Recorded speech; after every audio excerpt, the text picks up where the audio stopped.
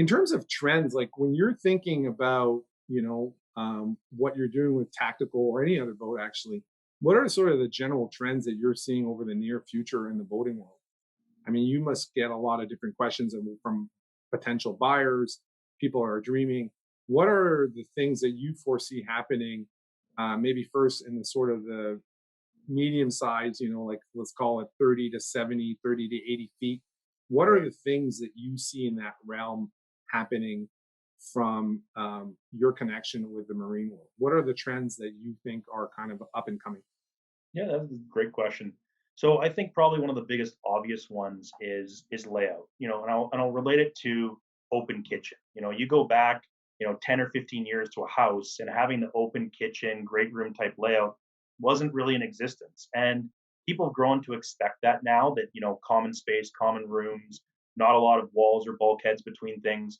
So open layouts, in general boat construction is expected now. It's just expected, and if you look at a lot of the designs coming out from, 25 feet up to, let's say, 75 feet, it's all about windows and being open and connected with your outdoor environment and outside of it. So I would say layout with open spaces, finding ways to Mm. use structure to be able to have more windows in place, more visibility, more natural light. That's been a lot of commonplace and been pushed.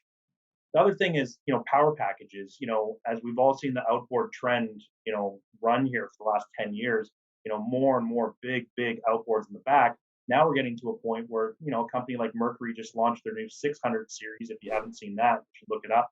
But, they're putting 600 horsepower outboards from a company that's going to mass produce these on the back with a dual prop setup and some great technology. And it's going to completely change again how people are designing boats. And, what you're able to do is you're moving that traditional power that was in the boat, diesel power and things like that, that had to be there to push a larger boat, the weight of it, and you're freeing up space. And when you're freeing up space, you're giving opportunity and options, and you're getting, creative designers that are coming up ways to use the space, adding extra cabins, unique layouts, pop outs, build outs, all sorts of stuff. So the outboard revolution, if you want to call it that, is leading and has been leading to unique layouts and ability. So, wild designs are here to stay, and I think the use of open spaces and being able to connect people just makes a lot of sense. Yeah, there's a triple package of Mercury 600s, and you've got triple 600s in the back of a boat. Uh, it's wild. I mean, it's pretty impressive, and pretty wild what you can do with it. All that extra space. I mean, systems and things that you're seeing. You're having more options for battery banks. You're having things like gyro stabilizers that now have room below the deck that didn't have it before. There's just multiples of options of what people can do with the usage of space by pushing out. They're able to carry more toys under deck. More unique features. You're seeing tenders now start to go under decks with technology of electric outboards and all sorts of things. So there's a lot of advancement in that area. I see that. I'm sure there's a lot that you could go into from electrical, but from a design standpoint, um, motoring options are really changing layouts, I would say. Yeah, outboards are exciting. I have to agree. It's the not have that leg inboard outboard in the water all the time is already there, something to not have to worry about. Yeah, I Um, mean, not having running gear under the boat, just the safety factor, the get home ability. If you were to strike ground, hit a log, something was to happen. If you have more than one outboard, it's a safety factor as well. And yeah, just your draft under the water. There's so many different reasons it's a benefit, and maintenance. And at the end of the day, you've got to bolt one off and bolt one on. I mean, it's impressive. So I think it's here to stay, and seeing things move to that level of dual prop and 600 horsepower motors, you're going to see more of that. Electric hybrid stuff coming in, diesel technology going into outboards. Just see more of it going that direction.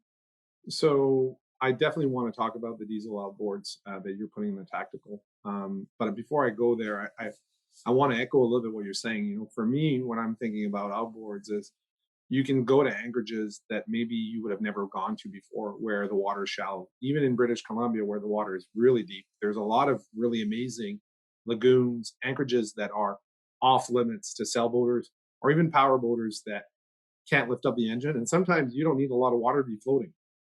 And if you're, want to push the envelope a little bit and you want to go someplace where nobody else can kind of come and reach you and you want to have quiet time, These outboards are amazing in terms of our ability to go to anchorages that otherwise, as a sailboat owner, I would have never even dreamt of going. And now with an outboard, you can do that.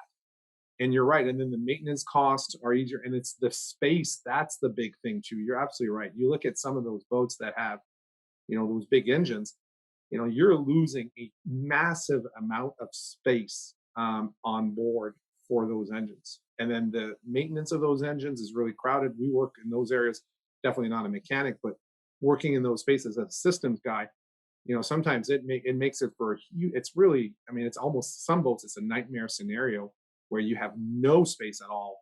You're almost hanging upside down, and you're doing work not for 10 minutes, but for hours on end of trying to maintain a system, installing a new system. So having these outboards outside and aesthetically too now, I mean, you have to, I mean, they're very pleasing to look at. No, but I personally, I look at an outboard engine and I mean, the way that they've actually done the outside shell, they're very, very pretty to look at. Yeah.